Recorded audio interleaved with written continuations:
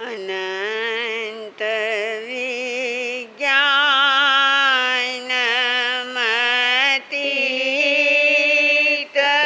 દોષં અબાધ્ય સિદ્ધાંતમર્ત્ય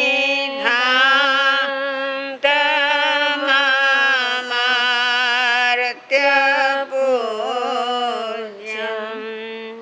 શ્રીવર્ધમાન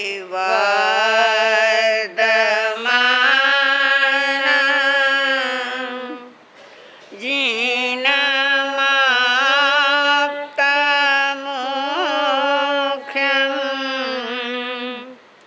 સ્વયંભુવં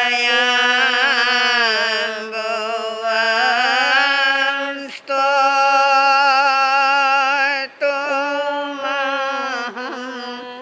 યત્નેષાં.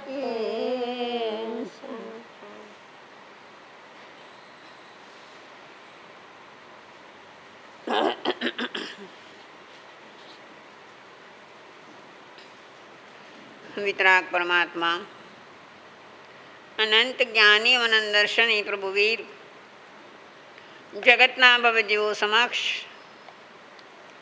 અમૃતમય વાણીનો પ્રવાહ વહાવતા ભવ્યાત્માઓને મોક્ષનો માર્ગ દેખાડી ગયા છે.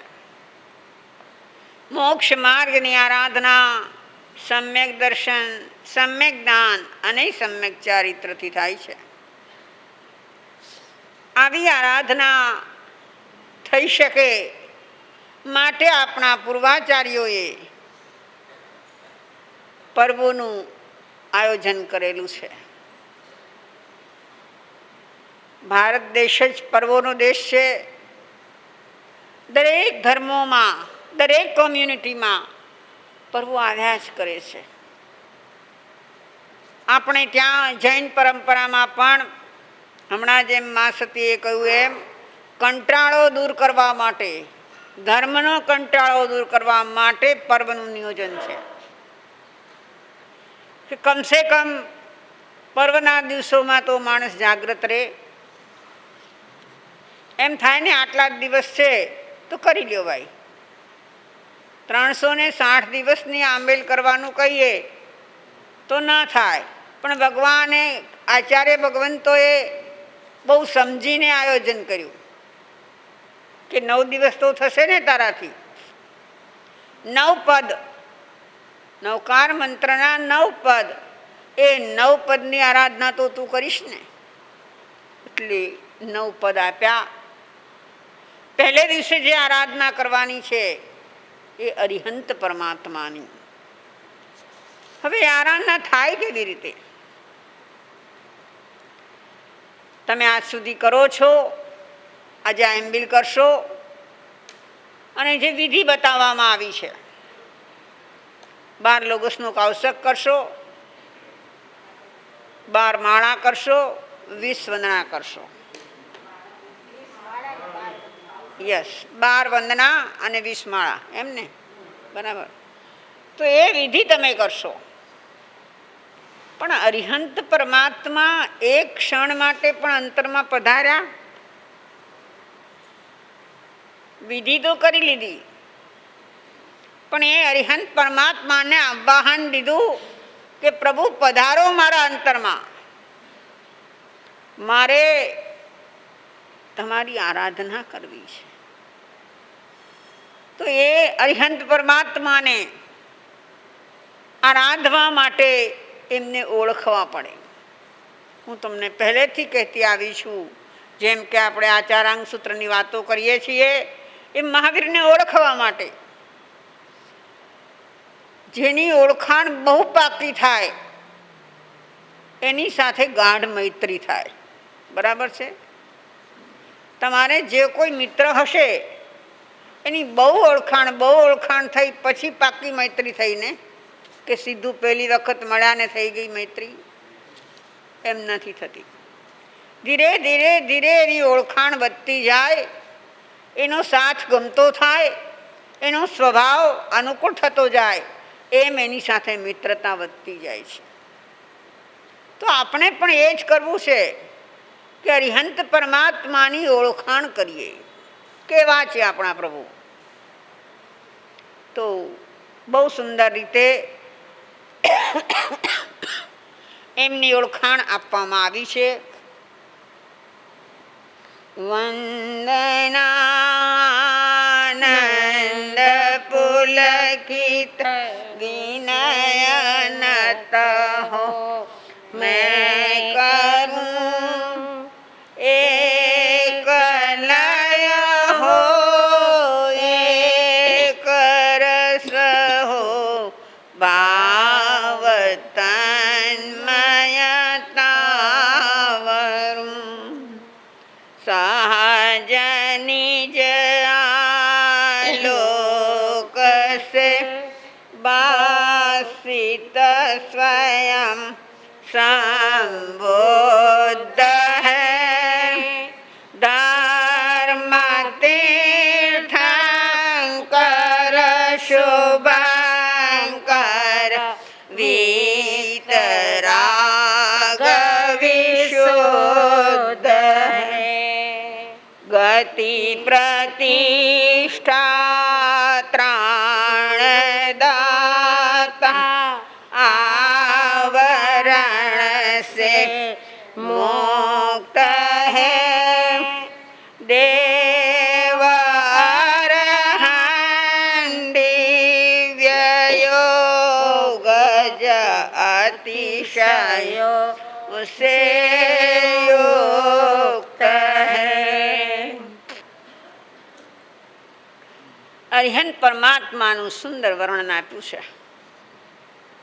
કે પહેલી વાત તો એ છે કે જ્યારે વંદન કરીએ ત્યારે કેવી રીતે કરવાનું છે. શું કહેશો તમે? ગુરુને વંદન કરો છો, તિખુતોનો પાઠ બોલીને કરો છો.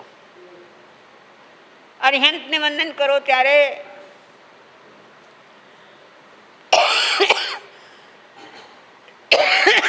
શું બોલવાનું હોય છે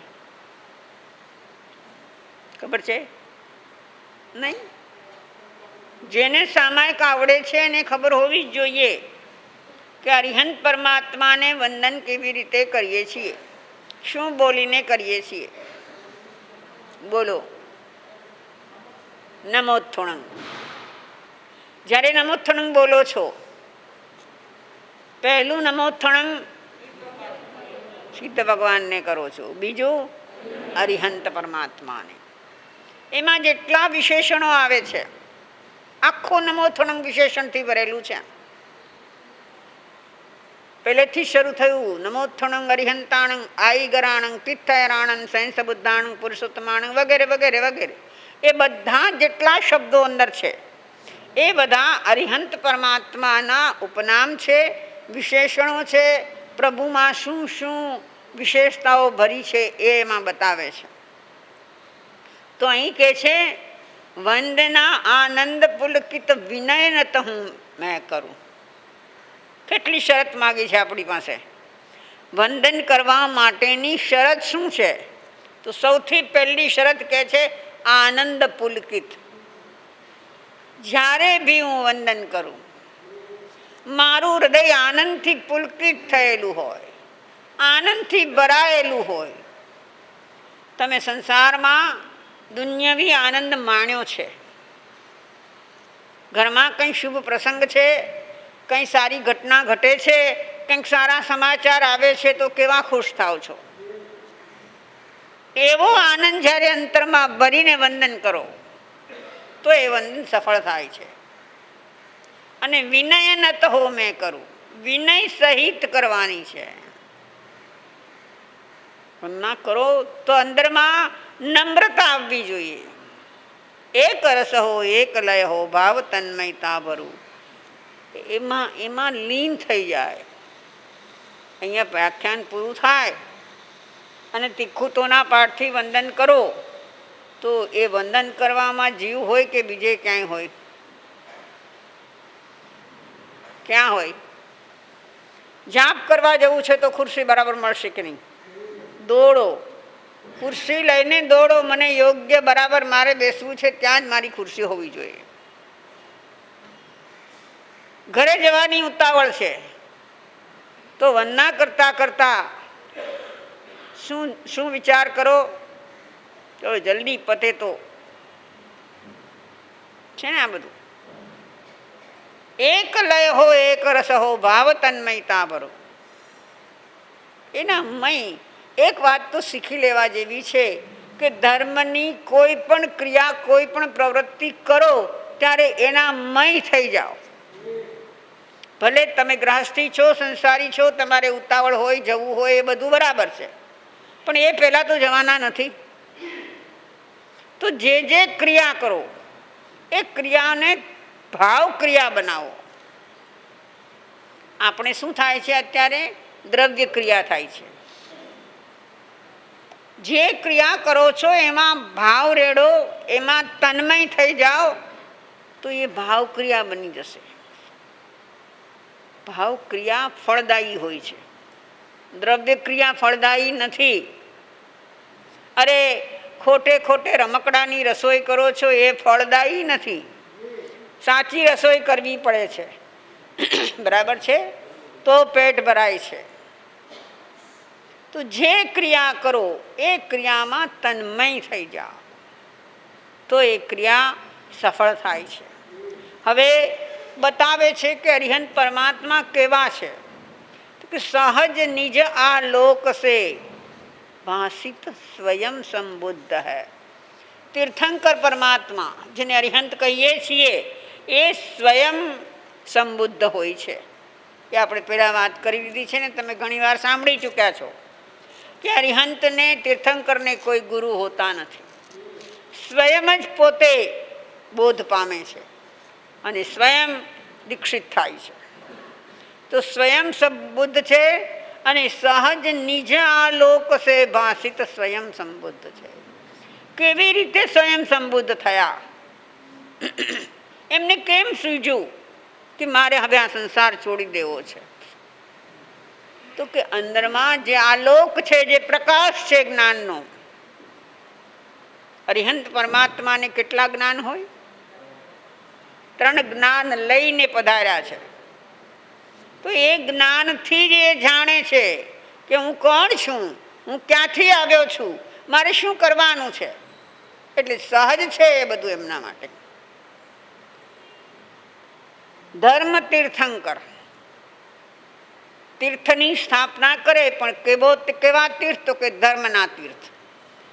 ચતુર્વિધ સંઘની સ્થાપના કરે છે, માટે આપણે એને તીર્થંકર કહીએ છીએ. શુભંકર વિતરાગ વિશુદ્ધ હે. શુભંકર બધાનું સારું કરવા વાળા છે. તીર્થંકર કોઈનું બગાડે, કોઈ એનો દુશ્મન થઈને આવે તો પણ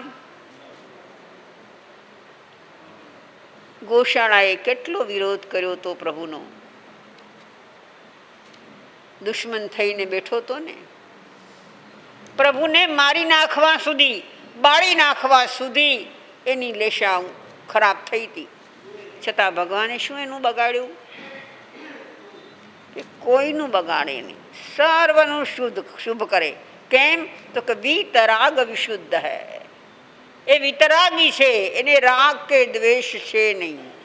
આપણા અંતરમાં રાગ ને દ્વેષ ભર્યા હોય છે. જ્યાં રાગ છે ત્યાં એનું ભલું ઈચ્છીએ છીએ, એનું સારું કરવા માટે જઈએ છીએ, અને જ્યાં દ્વેષ છે ત્યાં જુઓ, એક વાત સમજો, જ્યાં દ્વેષ છે ત્યાં કદાચ આપણાથી એનું કંઈ બુરું થઈ શકે એવી આપણી કેપેસિટી નથી, બને ને ઘણી વખત. પણ અંદરથી ઈચ્છો શું?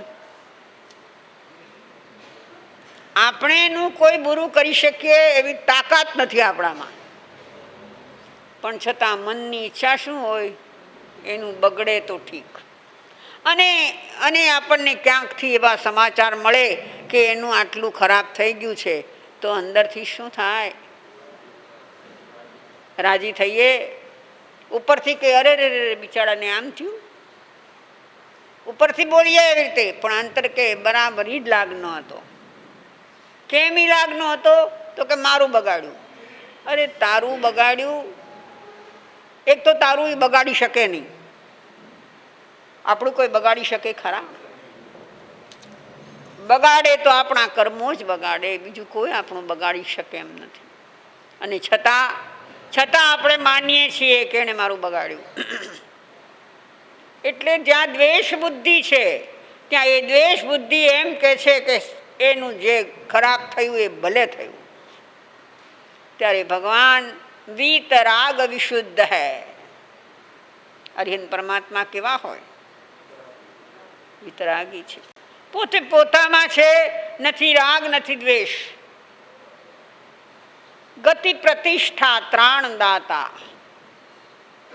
નમોત્થણમાં રોજ બોલીએ છીએ હો. શરણ ગઈ પૈઠા. ગતિ પ્રતિષ્ઠા અને ત્રાણ સદગતિના દેનાર છે એ. હવે મને કહો કે સદગતિ આપણા શુભ કર્મથી થાય કે ભગવાનથી થાય? શુભ કર્મથી થાય. શુભ કર્મ કોણે શીખવાડ્યા? અરિહંત પરમાત્માએ. અરિહંત પરમાત્માએ આપણી સામે શુભ અને અશુભનો ભેદ પાડી અને સ્પષ્ટ બતાવ્યું કે આટલું આવું આવું કરીશ તો એનાથી અશુભ થશે અને આવું કરીશ એનાથી શુભ થશે. બંધુઓ, એક વસ્તુ શીખવા જેવી છે. આપણે ત્યાં મોટે ભાગે એવી ચર્ચાઓ આપણે બહુ કરતા હોઈએ છીએ કે આમ કરીએ તો પાપ લાગે, આ કરીએ તો પાપ લાગે. બરાબર? તમને ખબર હશે ને કેટલું શું શું કરીએ તો પાપ લાગે? બધી ખબર છે? હા. આરંભ સમારંભ કરીએ તો પાપ લાગે, જૂઠ બોલીએ તો, ચોરી કરીએ તો, અરે 18 પાપ આપ્યા એટલા માટે ભગવાને. પણ મારે તમને એ પૂછવું છે કે પાપ લાગે એની તમને આટલી બધી તકેદારી છે, એની ખબર છે, પણ પુણ્ય થાય એના માટે તમે શું શું જાણો છો? એ મને કહો. જેમ પાપ થાય એમ પુણ્ય પણ થાય ને. આખર પાપ કે પુણ્ય બંને કર્મો છે, બે કર્મ જ છે ને, શુભ કર્મ ને અશુભ કર્મ. શુભ કર્મ થાય છે એને પુણ્ય કહીએ છીએ, અશુભ કર્મ થાય એને પાપ કહીએ છીએ. તો બે કર્મો આપણાથી થાય છે, તો શુભ કર્મ શેનાથી થાય એ મને બતાવો.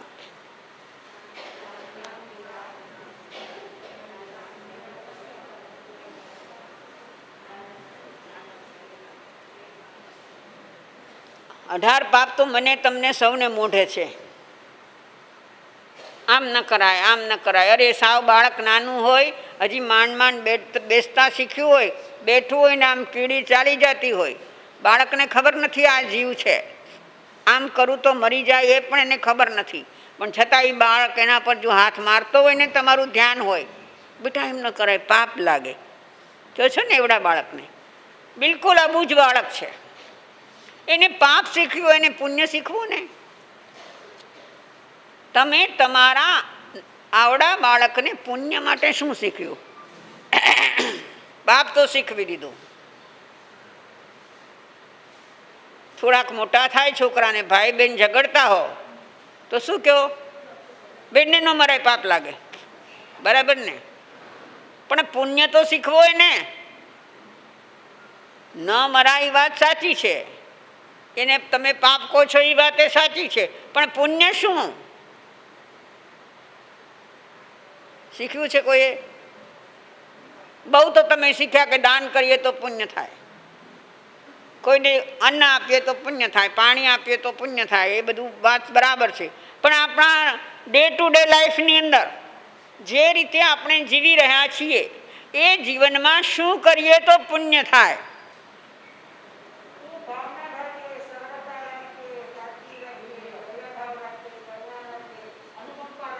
વેરી ગુડ, સરસ. એ કેટલી વાર રહે છે આપણાથી?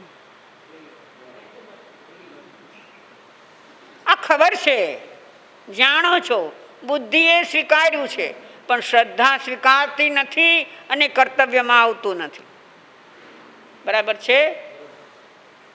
કરુણા આવે છે. તમારા બાજુવાળાથી જરાક તમને ધક્કો લાગી ગયો ત્યારે શું થશે?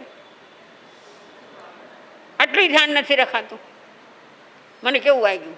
અરે કેવું તો કેટલું કેવું વાગ્યું હોય, વાગ્યું તો કેવું હોય, પણ એના પર તરત તમને દ્વેષ આવી જાય છે, એના પર કરુણા આવી, એના પર પ્રેમ આવ્યો નહીં ને. એનો અર્થ એ થયો કે આપણે પોતા સિવાય બીજા બધાને કંઈક જુદી દ્રષ્ટિથી જોઈએ છીએ. બધા જ ખરાબ છે, બધાને સમજ નથી, બધા આ રીતે વર્તે છે. આ શું છે? આ મોટું પાપનું કારણ છે. એનાથી પાપ થાય છે, અશુભ કર્મો બંધાય છે. પણ એનાથી જરાક ધક્કો વાગી ગયો તો મનમાં એમ થાય કે કંઈ વાંધો નહીં, એમ તો થાય, મારાથી નહીં કોઈને ધક્કો વાગતો હોય. થઈ શકે? આપણાથી કોઈને વાગે? વાગી શકે, અનેક વાર વગાડ્યા હશે ઘણાને. તો એ સમયે એવો વિચાર નથી કરતા કે ભાઈ આમ થઈ શકે, એમાં કંઈ વાંધો નહીં, એમાં મને કાંઈ ગોબો પડ્યો નથી, મને કાંઈ તકલીફ થઈ નથી, વાંધો નહીં. એને બેસતા જ નથી આવડતું, જ્યારે હોય ને ત્યારે એ આમ જ ધક્કા મારતો હોય. અરે ના ભાઈ ના, એવું નથી હોતું. પણ આપણી બુદ્ધિ એટલી સ્વાર્થી, એટલી સાંકડી, ભાવનાઓને વિકસાવી શક્યા નથી, શુભ ભાવનાઓને વિકસાવી શક્યા નથી આપણે. બધા જ પ્રત્યે શુભ થાવો આ સકલ વિશ્વનું કીધું. શુભ થાવો આ સકલ વિશ્વનું. અરે ભાઈ, તારી આજુબાજુ 5-15 છે, એનું તો પેલા શુભ થાવો વિચાર. એ તો જરાક તને આમ થયું ત્યાં તે તરત એનું અશુભ વિચારી નાખ્યું. થાય છે ને આ? નહીં. ગતિ પ્રતિષ્ઠા ત્રાણદાતા પ્રભુ સદગતિ આપે છે. કેવી રીતે આપે? તો કે સમજાવીને. એ તમને દાન નથી દઈ શકતા ગતિનું કે લે ભાઈ તું દેવલોકમાં જજે, તું મનુષ્યમાં જજે, એવું દાન નથી આપી શકતા. પણ તને સમજાવી શકે છે કે તું આવા કાર્યો કર તો તારી સદગતિ થાય. પ્રતિષ્ઠા. પ્રતિષ્ઠા કોને કહેવાય? તમે લોકો બોલો છો ને ઘણી વખત કે આ અમારા સમાજના પ્રતિષ્ઠિત માણસ છે. પ્રતિષ્ઠિત કોને કહેવાય મને કહો? પ્રતિષ્ઠિત થવા માટે શું શું જોઈએ? ના ભાઈ ના, એ તો બધી બોલવાની વાતો. એવું ક્યાં જોઈએ છે આપણે? પ્રતિષ્ઠિત થવા માટે તો પહેલી વાત પૈસો, બીજી વાત એ દાન આપી શકતો હોય. પૈસો તો હોય, પણ પૈસો એ બધા વાપરી શકે ખરા? મમણ શેઠ ન હોય ગણાય તો પૈસો હોય તે પ્રતિષ્ઠા, દાન આપતો હોય તો પ્રતિષ્ઠિત, અને સમાજમાં મોટો ભાગ ગણાતો હોય તો પ્રતિષ્ઠિત. બરાબર ને? કોઈ સામાન્ય માણસ આવે, એની પાસે પૈસો પણ નથી, દાન દેવાની શક્તિ પણ નથી, પણ એનામાં ગુણો ઘણા છે, તો તમે એને પ્રતિષ્ઠિત કહો છો ખરા? નહીં. કેમ? કેમ? પેલાને પ્રતિષ્ઠિત કીધો, કદાચ બહાર જઈને કંઈ ધંધા કરતો હશે તો પણ એ પ્રતિષ્ઠિત. અને એક સામાન્ય માણસ જે સદગુણ સંપન્ન છે એને પ્રતિષ્ઠિત ના કહેવાય? પણ અમે કહેતા નથી. કહેવાય એવું તો તમે કબૂલ્યું, પણ અમે કહેતા નથી. છે ને આ સીટે આપણે. પ્રભુ ગતિ આપે છે, પ્રતિષ્ઠા આપે છે. કેવી રીતે પ્રતિષ્ઠા આપે છે? અહીંયા ધનની કે દાનની વાતો નથી, પણ તું સદગુણ સંપન્ન બન્યો. સદગુણ સંપન્ન બન્યો તો તું પ્રતિષ્ઠિત છે.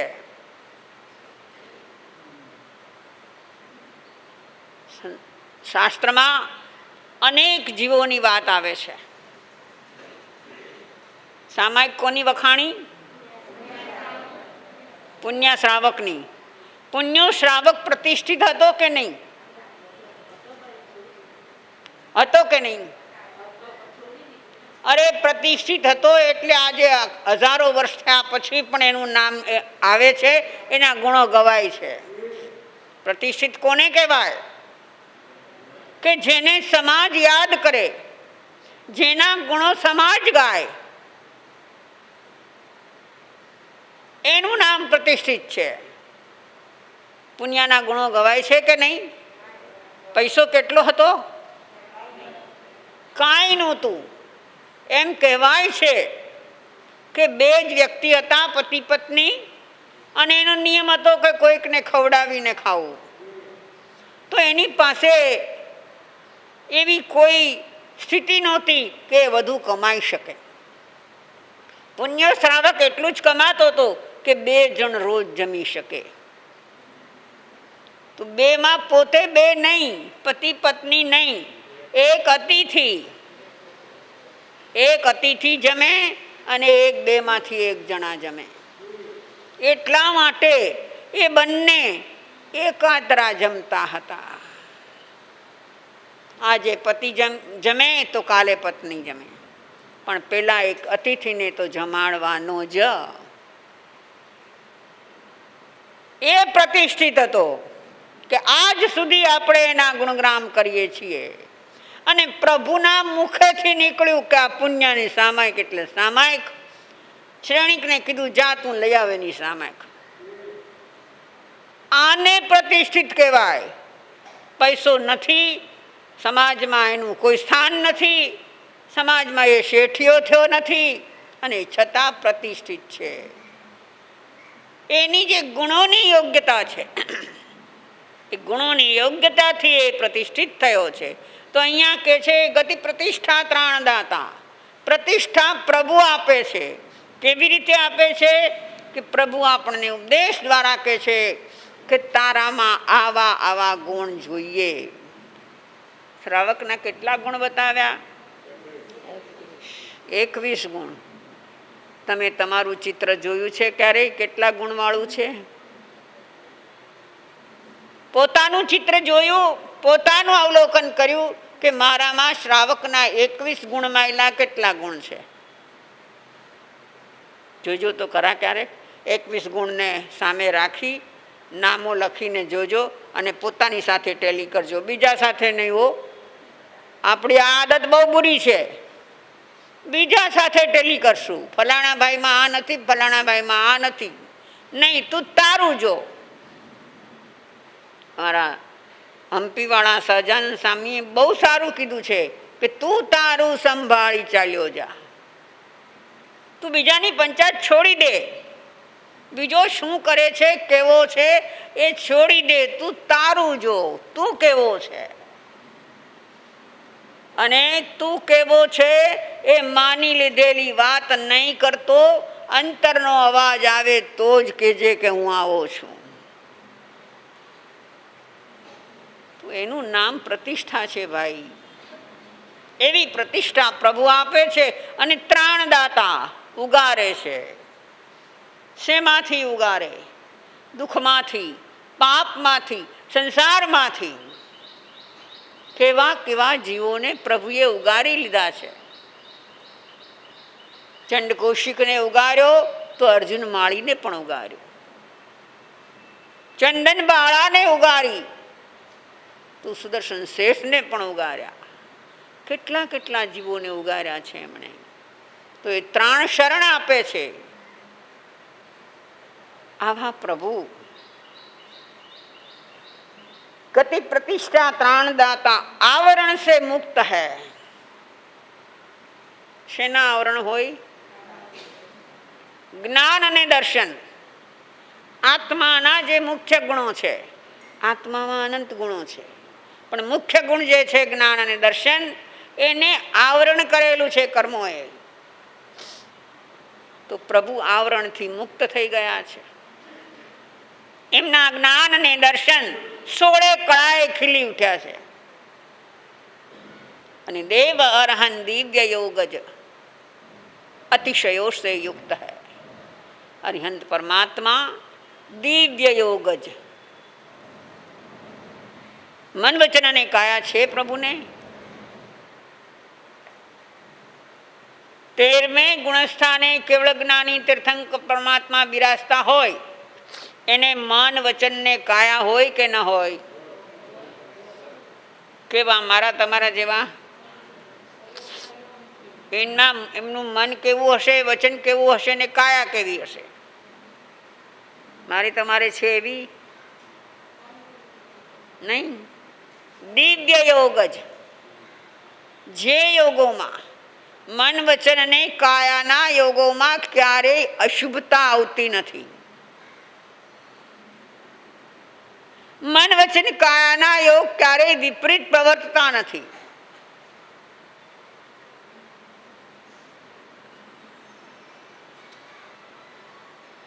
વચન બોલે દેશ ના આપે અને વચન બોલે તો કેવા બોલે?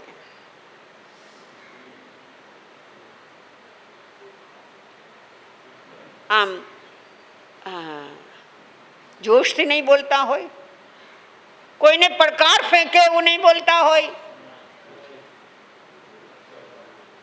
કેવું બોલે પ્રભુ? અરે ચંડ કૌશિક જેવો ઝેરી સર્પ પ્રભુ ત્યાં પહોંચ્યા તો એને કેવા શબ્દોથી સંબોધ્યો. સંબુજ્ય કિમ ના બુજ્ય સંબોહી ખલુ પેચદુલ્લાહ. કે હજી નથી તને બોધ આવતો? બોધ પામ, બોધ પામ. કેમ બોધ નથી પામતો? બોધ પામવાનો અવસર છે તારે. સંબોધીને પ્રાપ્ત કરવી દુર્લભ છે, પણ તારા માટે અત્યારે સુલભ છે. માટે હે ચંડ કૌશિક, જાગી જા.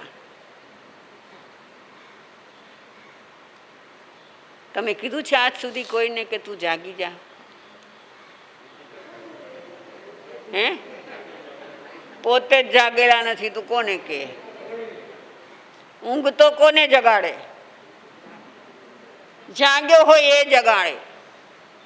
એટલે જ કહેવાય છે કે પામ્યો હોય એ પમાડે.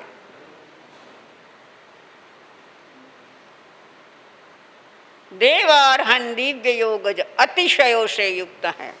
અતિશય એટલે શું? બેનો બોલો, અતિશય એટલે શું? કેટલા અતિશય હોય? આંકડો ખબર છે તમને, પણ અતિશય એટલે શું?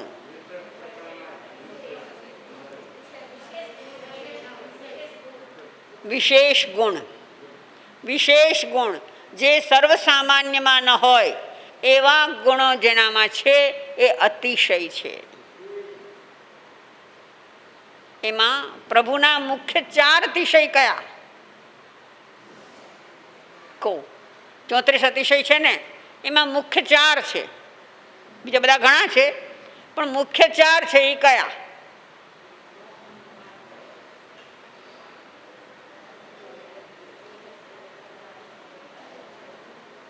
બાપા બોલો, મુખ્ય 4 અતિશય કયા?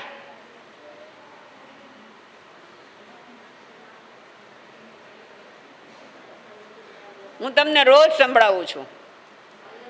જ્યારે જ્યારે આ પાઠ પર આવું છું ત્યારે ત્યારે તમને સંભળાવું છું એમના મુખ્ય અતિશય. નહીં, જ્ઞાન દર્શન ચારિત્ર તપ નહીં. બીજા બોલો. આપણે જે કહીએ છીએ રોજ અહીંયા વ્યાખ્યાન શરૂ કરતા પહેલા જે શ્લોક બોલીએ છીએ એ એમના 4 અતિશયનો શ્લોક છે. અનંત વિજ્ઞાન. 4 અતિશયો એટલે 4 વિશેષતાઓ. અનંત વિજ્ઞાન. વિજ્ઞાન એટલે શું પ્રભુમાં? અત્યારના તમારા સાયન્ટિસ્ટો જે બી શોધો કરે છે, જે કામ કરે છે એવું કામ એ કરતા હતા ના. વિશેષ પ્રકારનું જ્ઞાન. વિજ્ઞાન શબ્દનો અર્થ થાય છે વિશેષ પ્રકારનું જ્ઞાન. એ વિજ્ઞાન એમાં પ્રભુએ દરેકે દરેક જીવ અને અજીવ એ બધા જ પદાર્થોને સૂક્ષ્મતામાં જઈને જોયા છે અને જાણ્યા છે. એની ઊંડામાં ઊંડી વિશેષતાઓ, પદાર્થની ઊંડામાં ઊંડી વિશેષતાઓ, ઊંડામાં ઊંડું એનું પરિણમન, પ્રત્યેક સમયે થનારી પ્રત્યેક પર્યાય એને જાણનાર છે એ અનંત વિજ્ઞાની છે. એટલે અનંત વિજ્ઞાન એ પહેલો અતિશય. અતીત દોષ, જેમનામાં દોષ નથી. કેટલા દોષ હોય? પ્રભુ કેટલા દોષને જીત્યા છે?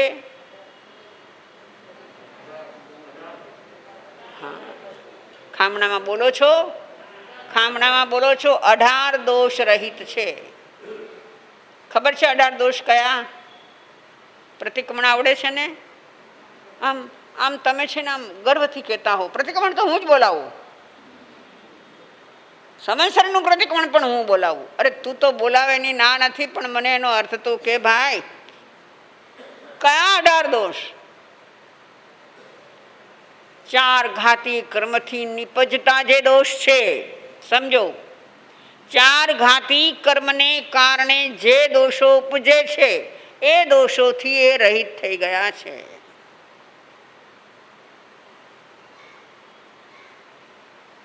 અતીત દોષમ એટલે દોષથી રહિત. અતીત એટલે જેને દોષ અતીત થઈ ગયા, ભૂતકાળ થઈ ગયો.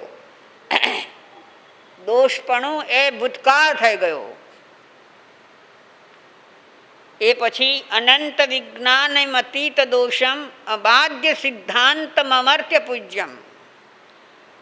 અબાધ્ય સિદ્ધાંત, પ્રભુના મુખમાંથી એવી જ વાણી નીકળે કે જે વાણીનો કોઈ વિરોધ ન કરી શકે.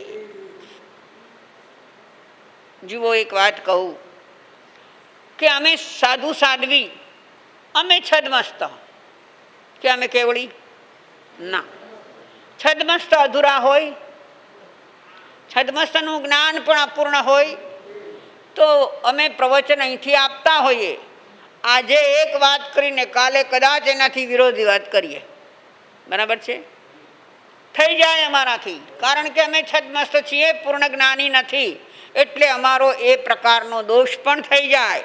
અમારા જ કીધેલા સિદ્ધાંતને અમે કાપી નાખીએ. પણ જે કેવળ જ્ઞાની છે, સંપૂર્ણ જ્ઞાની છે, એને અબાધ્ય સિદ્ધાંત, પ્રભુ જે સિદ્ધાંતની પ્રરૂપણા કરે એ સિદ્ધાંત અબાધ્ય અકાટ્ય હોય, કોઈ એને કાપી શકે નહીં, કોઈ એનો વિરોધ કરી શકે નહીં. એવી જ વાણી એમના મુખમાંથી નીકળે, વિરોધી વાણી નીકળે જ નહીં. અને ચોથો અતિશય છે અમર્ત્ય. અમર્ત્ય પૂજ્યમ. અમર્ત્ય કોને કહેવાય? અમર્ત્ય જાણો છો? અમર્ત્ય એટલે દેવ. એકચ્યુઅલી અમર્ત્યનો અર્થ એવો થાય છે કે જે મરે નહીં. તો જૈન પરંપરામાં જેને દેવ કહેવામાં આવે છે એ મરે કે નહીં?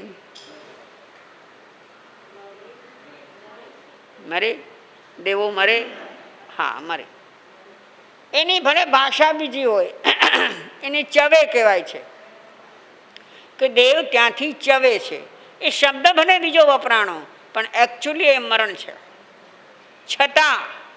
છતાં એ દેવના આયુષ્ય ખૂબ લાંબા હોવાથી મનુષ્યની દ્રષ્ટિથી એ અમર છે. મને બતાવો કે દેવ માટે અમર શબ્દ વપરાયો હોય એ ક્યાં વપરાણો છે? કયો? બધાને ખબર છે. દેવ માટે અમર શબ્દ વપરાયો છે એ ક્યાં વપરાણો છે? કહો બેનો, કહો. ચારુબેન બોલો. હા? શું? નહીં બોલો ભાઈઓ, નથી ખબર? રોજ બોલો છો. ભક્તામર પ્રણત મૌલિ મણિ પ્રભાણા. ભક્તામર એમાં 2 શબ્દો છે, ભક્ત અને અમર. ત્યાં અમરનો અર્થ છે દેવ. દેવ જેમના ભક્તો છે. માણસ તો ભક્ત હોય, પણ તીર્થંકર પરમાત્માના ભક્તો દેવ પણ હોય છે. તો ત્યાં બતાવ્યું કે દેવને અમર કહેવામાં આવ્યા છે. અમર એટલે મરે નહીં એમ નહીં, પણ એના આયુષ્ય એટલા બધા લાંબા છે. હું તમને વાત પૂછું કે આજે અહીંથી કોઈ એક વ્યક્તિનું મરણ થયું અને એ દેવલોકમાં જઈને દેવ થયા, એનું આયુષ્ય કેટલું હશે? ઓછામાં ઓછું 10,000 વર્ષનું. આપણા 10,000, આપણે જેને 10,000 વર્ષ કહી શકીએ એ 10,000 ને વધારે તો કે કેટલું? કરોડો કરોડો કરોડો વર્ષનું. એમાં અહીંયા આપણા કેટલા જન્મ થઈ જાય? એટલે તમે બોલો તો છો પણ ક્યારેય વિચાર નથી કરતા. મોટા ખામણા જ્યારે બોલો ત્યારે એવું બોલો છો કે દેવ ત્યાં ઉત્પન્ન થાય છે, ત્યાંની સુખ સામગ્રી જુએ છે, એટલે એ કહે છે કે લા હું મારા સગા સંબંધીનો કહી આવું કે મેં સારા કર્મો કર્યા એટલે હું અહીંયા જન્મ્યો છું, તમે હવે મારા માટે રડશો નહીં, શોક કરશો નહીં. તો પેલા દેવો નથી આવવા દેતા એને કે હમણાંની ત્યાં કંઈ જોયું નથી ને તું શું જઈને કહીશ, એટલે તું નાટક જોઈ લે. એક ઘડી બે ઘડી નાટક જોતા કેટલા વર્ષ થાય? ત્યાં અહીંયા કેટલી પેઢીઓ ચાલી જાય, પછી ઓળખે ખરો એ? એટલે એના એક આયુષ્યમાં તો આપણી કેટલી પેઢીઓ ચાલી જાય, એટલે એને અમર કહેવામાં આવે છે. તો અહીંયા પણ એ જ કીધું કે દેવ અરહન દિવ્ય યોગ જ અતિશયો સે યુક્ત હૈ. અતિશય, જ્ઞાનાતિશય, અપાયાપગમ અતિશય, વચનાતિશય અને પૂજાતિશય. અતિશયના નામ આ આપ્યા છે. જ્ઞાનાતિશય, જ્ઞાન અતિશય એટલે અનંત વિજ્ઞાન. અપાયાપગમ એટલે અપાય એટલે દોષ, અપાયનો અપગમ એટલે અપાય જેના દૂર થયા છે એવું એટલે અતિત દોષમ. પછી વાણી, જેની વાણી અબાધ્ય છે એ વચનાતિશય, અને દેવો જેને પૂજે છે એ પૂજાતિશય. આ ચાર અતિશય મુખ્ય છે પ્રભુના. બાકી બધા જે છે દેવકૃત છે, પુણ્યકૃત છે, એવા બધા અતિશયો છે. જો અતિશયો સે યુક્ત હૈ, આવા અરિહંત પરમાત્મા છે. હવે યાદ રહેશે આ બધું તમને કે નહીં રે? રહેશે. થોડા દિવસ પહેલાં મેં એક દિવસ પૂછ્યું હતું કે ગઈકાલે મેં શું કીધું હતું, કોનું દ્રષ્ટાંત આપ્યું હતું, તો એક જણે મને જવાબ આપ્યો નહોતો. કોઈએ મને જવાબ નહોતો આપ્યો. હું કાલે પાછું તમને પૂછું કે અરિહંતના કેટલા ગુણો હોય, કેવા ગુણો હોય, પૂછું તમને કે ન પૂછું? કહેશો તમે? આ જે રીતે મેં બતાવ્યા એ બધા ગુણો કહેશો? કોણ કહેશે? આંગળી ઊંચી કરો જોઈ.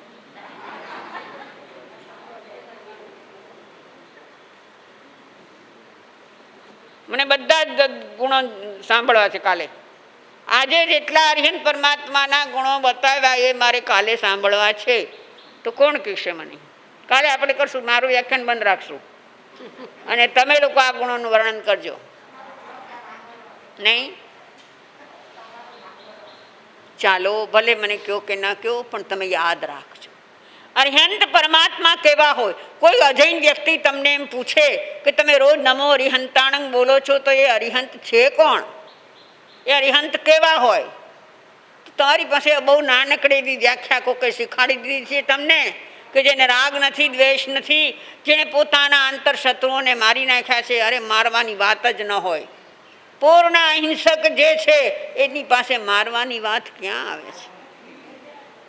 આપણે આપણી રીતે અર્થ કરી લીધો. અરી એટલે શત્રુ, અંત એટલે હણી નાખે. અરે બાપ, એમ નથી હોતું. યથાર્થ રીતે સમજતા શીખો. અર્હ શબ્દનો અર્થ શું થાય છે ખબર છે? અર્હ એટલે જે પૂજાને યોગ્ય છે તે. પૂજા કોની કરાય?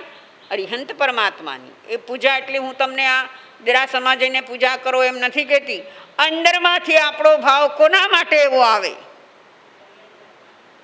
જે રાગ અને દ્વેષ રહિત છે, વિતરાગ છે, જેની વાણીમાં મિનમેખ નથી,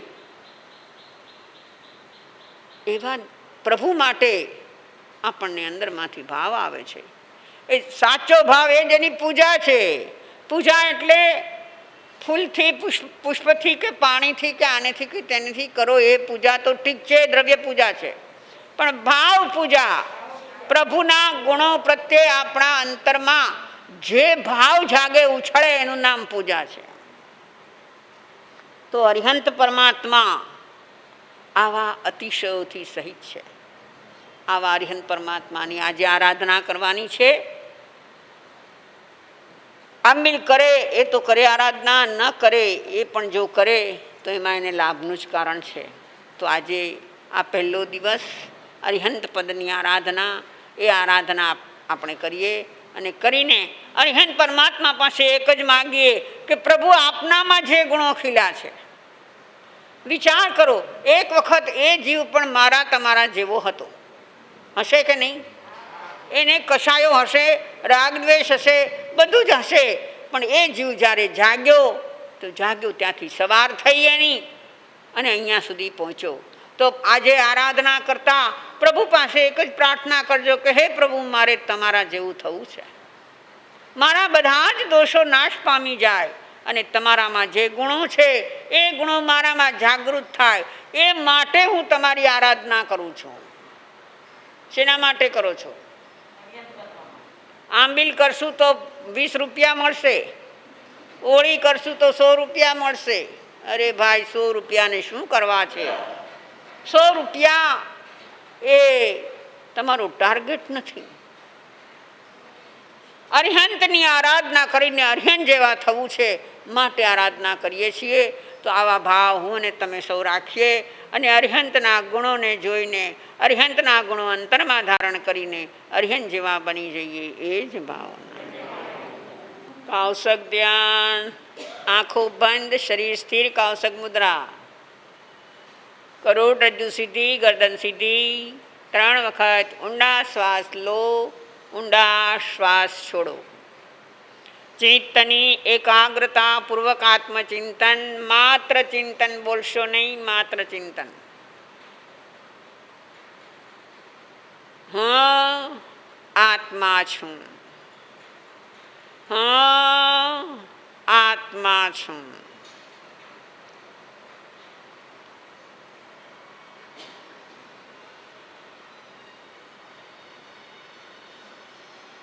આત્માની અનંત શક્તિ એને પરમાત્મા બનાવી શકે છે.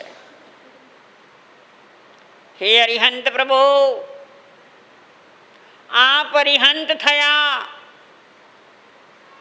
અનંત વિજ્ઞાની થયા, સર્વદોષથી રહિત થયા, નિર્દોષ વાણીના ધારક થયા, દેવો દ્વારા પૂજનીય બન્યા. પ્રભુ, એ આપના ગુણો, આપના અતિશયોના કારણે છે. હું પણ એવો પુરુષાર્થ કરું, એવો જાગૃત થાઉં, હું પણ આપની કક્ષાએ પહોંચી શકું છું.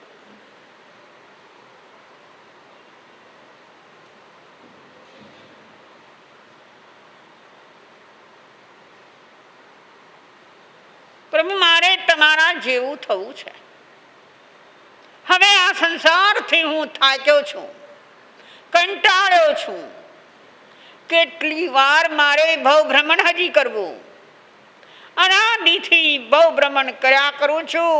અનેક વાર જન્મ્યો, અનેક વાર મર્યો, પણ મારી ઈચ્છાઓની તૃપ્તિ થઈ નહીં.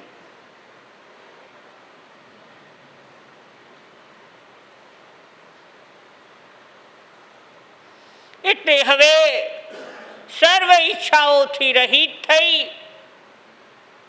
આપના ચરણે આવી આપના જેવું મારે થવું છે.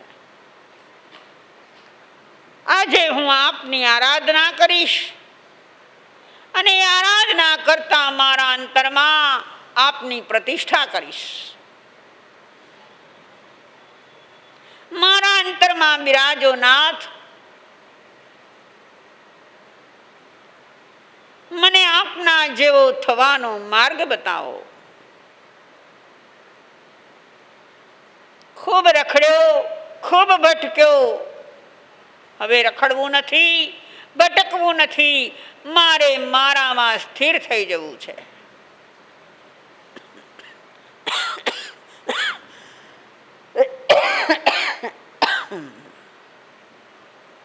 એ સ્થિરતા લાવવા માટે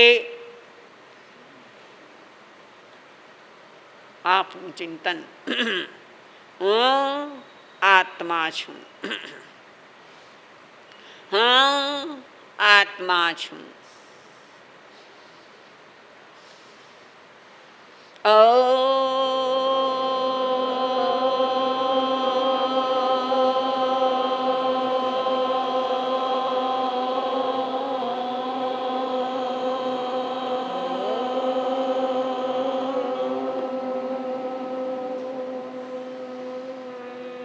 શાંતિ શાંતિ શાંતિ.